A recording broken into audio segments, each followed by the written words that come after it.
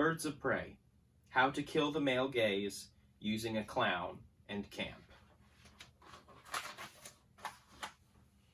In 1992, Bruce Timm and Paul Dini, the creators of Batman the Animated Series, faced a dilemma.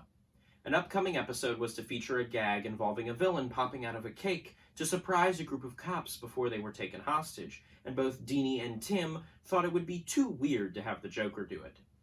It was then, inspired by a scene from the soap opera Days of Our Lives involving actor Arlene Sorkin in a jester's costume, that the pair got the idea for the Cupid of crime, the Maiden of Mischief, Harley Quinn, coincidentally voiced by Arlene Sorkin. Ironically, they didn't end up making Joker jump out of the cake. This was the birth of Harley Quinn, one of DC Comics and arguably all of comics' most famous females. She started on the animated series as a romantic foil for Mark Hamill's Joker and was consistently framed in episodes as the hapless Judy to his Punch. She would be left behind to be captured by Batman as Joker escaped, with nothing but a pout on her face and a hammer ready to smack Joker the next time he saw her. The pair were inseparable in the original series, and as the popularity of the show grew, so did Harley's. When she was finally given an origin story, she was introduced as Dr. Harleen Quinzel, a psychiatrist at Arkham Asylum, the madhouse that houses Gotham City's most criminally insane villains. While observing her patient, the Joker, she fell in love with him, helped him break out, and became his most frequent lover and accomplice. Continued to be the Joker's punching bag, though various mediums and series portray their relationship differently. She would appear in other DC Comics lines, TV shows, animated films, and video games. However, as pointed out in Kiss with a Fist, The Gendered Power Struggle of the Joker and Harley Quinn by Tasha Taylor, despite Harley's independent success, it is her relationship with the Joker for which she is most known. In any given story in which Harley appears alone, it is an understood imperative that the Joker exists and has been involved with her. Yet, no such imperative governs Joker-centric stories. While she's had a few adventures here and there, most of her tales were focused on her trying to make up for her past, avoiding death by the Joker, or spending time at superhero women's shelters. Harley's dependence on the Joker and the Joker's seeming independence becomes problematic even outside the narrative, however, for the characteristically abusive nature of their relationship. Yet, when she was relaunched in 2011 as part of DC's New 52 line, something quite substantial changed. It started with her look. Gone was the skin-tight jester's outfit that had long persisted with little variation since the animated series, and instead she donned half red and black dyed hair, a giant hammer, combat boots, a leather top and pants, with bleached white skin courtesy of Joker telling her to jump into a vat of acid to prove her love to him. It was also in the new Harley Quinn-centric series, following the relaunch, that she was reinvented into the character she has been to this day, an anti-hero. Gone was pratfalls and crooning. Instead, Harley was more headstrong, but still not entirely sure who she was. Harley's team-ups slowly began to involve her fellow female anti-heroes, such as Poison Ivy, Catwoman, and sometimes even Batgirl. Shannon Austin mentions in Batman's Female Foes, The Gendered War in Gotham City, that after a near-death experience in Batman, Harley Quinn, it is another woman's interference that strengthens her rather than drain her of her powers. Poison Ivy helps Harley recover and gains powers she did not previously possess. It's no accident that since the storyline, Harley and Ivy's team-ups have become more frequent, with the two of them even dating in many current issues, as though Ivy claims that being exposed to her is dangerous, Harley's proximity and alliance with Ivy actually makes her more powerful. In What Do You Think I Am? Crazy, the Joker and stigmatizing representations of mental illness, John Goodwin and Isaac Tajun bring up the fact that, as opposed to a long-term one, Joker's relationship with Harley Quinn is a series of short-term relationships. Yet Harley's relationship with Ivy has been presented as the opposite. The 2016 DC Rebirth doubled down on this direction for Harley's character to deliver the current and most popular version. She's resisted the label of hero or anti-hero despite caring for innocent bystanders, has completely kicked Joker to the curb, and now lives with her on-again, off-again crime partner and girlfriend, Poison Ivy. Now, just like any other character in comics, it's difficult to talk about Harley as one single character. However, there is a difference in this difficulty. Whereas the difficulty in talking about Batman as a single character comes from the different interpretations of his basic ideals, with him, there are some stark constants. Harley has grown and changed pretty much since she was first created. She used to be nothing more than a lovesick lackey, and now she is her own woman, with her own crew of lackeys beneath her. This does not mean that DC has always understood this. The mid-2000s saw a contest for 50s pinup-style fan art of Harley, one of which depicted her moments away from dropping a toaster into a bathtub with her, which prompted a response from the American Foundation for Suicide Prevention, American Psychiatric Association, and National Alliance on Mental Illness. We are disappointed that DC Comics has decided to host a contest looking for artists to develop ways to depict suicide attempts, as the contest was posted a week before National Suicide Prevention Week. Harley has always been a sexualized character, but more recently the writers across all mediums have zeroed in on her being a character aware of how others think she looks, and using that as both a tool in fights and in her crimes. This awareness, with her anti-hero attitude and her girl gang, have helped her to attract a large audience of queer and female fans over the years, especially after her rebirth revision, which makes her the perfect candidate to base a movie around and craft something that seeks to take down the male gaze. In order to look at how Harley's latest film Escaped, Birds of Prey, and the Fantabulous Emancipation of One Harley Quinn, released on February 7th, 2020, turns the conventions of male gaze on its head, we must first establish what male gaze in film is. In her piece, Visual Pleasure in Narrative Cinema, Laura Mulvey describes the male gaze, noting that, in a world ordered by sexual imbalance, pleasure in looking has been split between active male and passive female. The determining male gaze projects its fantasy on the female form, which is styled accordingly. In films that present a woman viewed objectively through the male gaze, Mulvey says that the woman displayed has functioned on two levels, as erotic object for the characters within the screen story, and as erotic object for the spectator within the auditorium, with a shifting tension between the looks on either side of the screen. In her first mainstream live-action appearance, the critical bomb Suicide Squad, Harley's only purpose in the story is to look pretty and pine over the Joker. One scene literally has her making and serving drinks to the other characters, and she's the subject of numerous leering takes and thin t-shirts. A suiting up sequence even has her stripping down, as everyone else puts more gear on. Even the director of Suicide Squad took to Twitter recently to respond to the criticisms, saying, "Look, I tried. I rendered Harley comic book accurate. Everything is political now. Everything. I just want to entertain. I will do better." There is also one other major idea that we must establish, one that Harley is no stranger to: camp. Camp as a style of film is something many are likely familiar with without ever really knowing it. Camp, in simplest terms, refers to a film which is appealing to its audience due to its ironic value, oftentimes by trying to be serious and coming off as comedic, whether the film is doing so accidentally, like Showgirls, or knowingly, like Rocky Horror or Hairspray. In 1964, philosopher and political activist Susan Sontag, in her essay, Notes on Camp, phrased it as, "The essence of camp is its love of the unnatural, of artifice and exaggeration."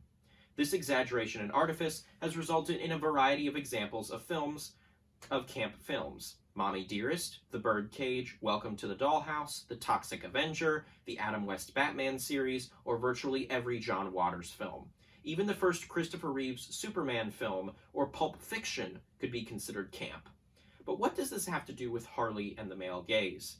Like any good film genre, camp has been used to deconstruct many real-world issues and political statements since its inception. In Camp Horror and the Gendered Politics of Screen Violence, Subverting the Monstrous Feminine in Teeth, Casey Ryan Kelly notes that, in the 2007 horror film, camp aesthetics enabled the film to distinguish between an endorsement of non-diegetic violence against men versus a subversive critique of phallocentrism enacted through hyperbolic and supernatural portrayals of castration. By using the over-exaggerated elements of the horror genre and the myth of vagina dentata, the film Teeth is able to make a statement about sexual violence using camp. Also noteworthy is the fact that, while there are outliers, like Teeth, most camp revolves around and stars men. In What Makes the Feminist Camp, Pamela Robertson points out that we tend to take for granted that many female stars are camp, and that most of the stars in gay camp pantheon are women. This suggests that women are camp, but do not knowingly produce themselves as camp, and do not have access to a camp sensibility. Women, by this logic, are objects of camp and subject to it, but are not camp subjects. This is where Harley comes in, and what makes her so interesting as a subject. Like camp, most of the biggest Harley stories focus around excess and irony, such as the most recent animated show, titled Harley Quinn, the graphic novel Breaking Glass, which reimagines Harley in the Batman world in a high school setting, or Power Outage, a comic storyline which has Harley poking fun at everyone from Marvel's villain Thanos to herself running a fight club and even visiting Comic-Con.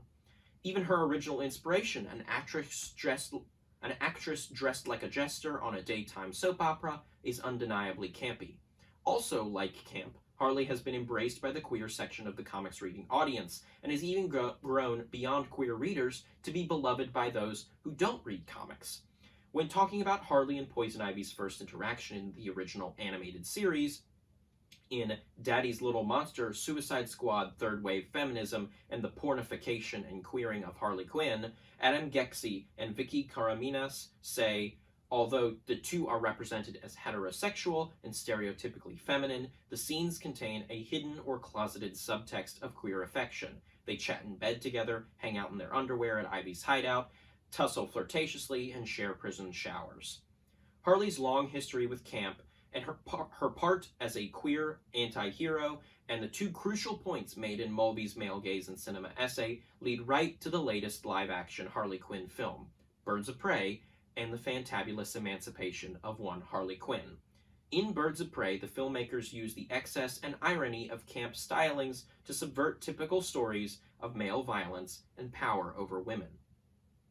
First, we must establish where each of the three main characters in the film starts and their relationship with the men in their lives at that point. Harley Quinn has just been broken up with by the Joker and spends the night going out, getting drunk at a club owned by local gangster Roman Sionis, also known as Black Mask. Meanwhile, Diana Lance, aka Black Canary, is a lounge singer from Sionis' club, and after showing her fighting prowess by rescuing Harley from a kidnapping attempt, Sionis demands that she becomes his new driver, taking him around the city to and from his various torturings and business meetings. Then there's Renee Montoya, a cop with the Gotham City Police Department who was turned into an alcoholic after her former partner took all the credit for their latest drug bust, used that credit to become the new police chief, and was broken up with by her lawyer girlfriend. Harley's life post-Joker sees her, for the first week, not telling anyone that they broke up. Okay, fine, so I hadn't told people about the breakup, but you don't understand. Being Joker's girl gave me immunity. I could do whatever I wanted to whoever I wanted, and no one ever dared to object. Harley is admitting that not telling people, and therefore continuing the assumption that she was the Joker's girl, gave her power and benefits. At the beginning of the film, she doesn't want to give that up, despite preaching about how much she wants to be single and free. Meanwhile, despite showing that she can handle herself in a fight and is willing to be an informant to the cops, Lance doesn't speak out against Sionis due to the power he holds and the safety it provides her. Do you know who you're working for? You damn right I do. He's the man who gave me a job, took me off the streets. Then there's Montoya, the drunken cop with a chip on her shoulder that is aimed squarely at her new boss and former partner. Her first scene shows her intelligently breaking down a crime scene, establishing that she's very good at her job. However, when we see her interact with her boss later on, she is completely shut down. Wait, Captain. This is my case, okay? I've been working on this for 6 months. We need something that we can actually use, Detective.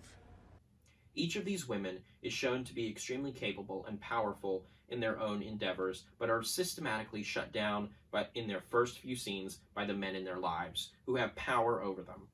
So, how to subvert this tale so that these women end up on top by the end? That's where the camp comes into play. Throughout the film, Harley frequently breaks the fourth wall to talk directly to the audience. She uses this initially to explain why all of the thugs and men in Gotham want to kill her, with reasons such as fed his brother to a hyena, voted for Bernie, broke her nose, or having a vagina popping up on the screen. More so than just for laughs, this fourth wall breaking sense of humor is used in one of the film's most crucial scenes. About halfway through the film, as Sionis and his underlings attempt to torture Harley simply because, according to Sionis, I want to kill you. Because without the Joker around, I can. After making a plea for her life and saying that she will get him the diamond he is after, any other film would give Sionis a long and terrifying speech, detailing what he would do to Harley if she does not succeed. However, in Birds of Prey, Harley ends up imagining a dance number with schlocky costumes set to Diamonds Are a Girl's Best Friend. Director Kathy Yan uses this musical number to rob Sionis of the menace a speech like that would likely provide him, instead leaving him looking like a whiny man-child throughout the rest of the film, like when he, after losing the diamond, screams, There she is. She's a child! Fuck, these are my things! This diamond is my things! Yes. My things! Fucking fuck! I don't ask for much, do I? No. Why is this happening to me? Why? The same thing applies to Sionis and his relationship with Lance. As his driver, she's in the room for most of his outbursts, including one scene where he points out a shrunken head to her in his living room and, in an effeminate tone, says, Look at his little ears. His little haircut. Yeah, he's 1,000 years old, and now he's just an ornament in my living room. Ooh, I love it. Harley uses her own mind and crazed sense of humor to prevent Sionis from having his villainous monologue, and because of her proximity to him due to working as his driver, Lance sees Sionis as the sniveling rich kid he really is. The performance of Sionis has a lot to do with the reason he comes off as much less menacing than he otherwise would. In every scene when something violent is happening, it is always happening on his behalf. He never gets his hands dirty, and instead stands above his henchmen in a clean white suit or colorful dress shirt, wearing a mask. His second in command, Victor Zsasz, is the one who does the most gruesome violence. And the two have a very homoerotic relationship, as Zsasz is the only one who can calm Sionis down during his ranting. There seems to be a deliberately effeminate styling to Sionis from actor Ewan McGregor and Kathy Yan, and it resembles the drag stylings of characters from camp films of the past, like Dr. Frankenfurter from Rocky Horror. It all serves to create a villain who isn't threatening, and, as Joelle Monique says in NPR's Pop Culture Happy Hour episode on Birds of Prey, they've zapped all of the cool from him in this movie. There's no part of this where you're like, man, it's awful, but maybe I'd want to be Black Mask. Which I think if we look at, a woman's worst fear is that she's going to be killed, a man's worst fear is that he's going to be laughed at. Getting to laugh hysterically at a toxic man in a way that isn't, again, directing you to, but allows you to, is so much fun. While this example of an ironically styled villain is one example of camp, there's also plenty of the second hallmark, excess. There's crude language. Fuck family.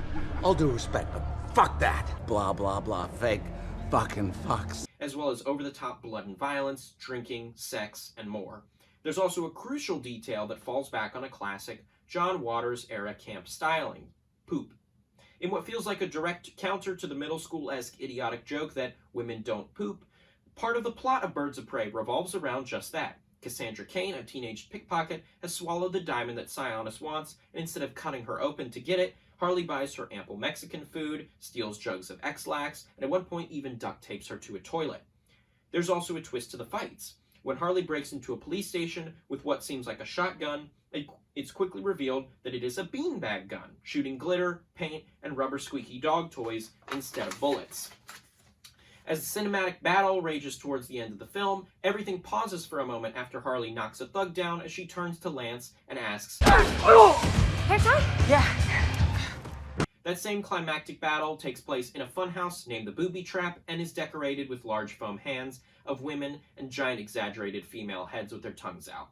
Later in that fight, Montoya is shot, but it is revealed that she was wearing a bulletproof bra, not only letting the oldest woman in the cast have a moment of sexual freedom, but allowing Harley to make the joke, Aren't you glad you wore that? Sexy and bulletproof. in what is the film's most satisfying moment of excess and exaggeration, Harley has chased Sionis onto a dilapidated pier as he yells at her, You know you can't stand on your own, Quinn.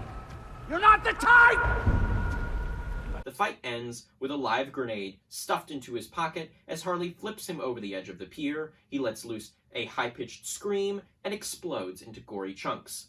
Compare this to the final confrontation to other female superhero films out in the past few years. Captain Marvel and Wonder Woman want you to take their worlds and heroines seriously, so they receive triumphant final moments that let them stand over their enemies. Wonder Woman faces down a literal god of war. Harley Quinn sends her adversary flying into the air before he explodes. It's excessive and unnecessary, but it's satisfying to watch this whiny man-baby explode because it's fun. Birds of Prey just wants to make you laugh, and through the humor, excess, and exaggeration, it builds a world where girls want and can just have fun. By the film's end, Lance and Montoya have teamed up with another hero, Huntress, to become the team the Birds of Prey. And Harley has left them all, stolen Lance's car, and made Cassandra her apprentice. What could have been grim and serious stories are subverted because of the exaggeration and camp stylings on display, because of Harley and her world. It's not serious, but it's fun, and as Harley says at the end of the film, Call me a softie. I dare ya.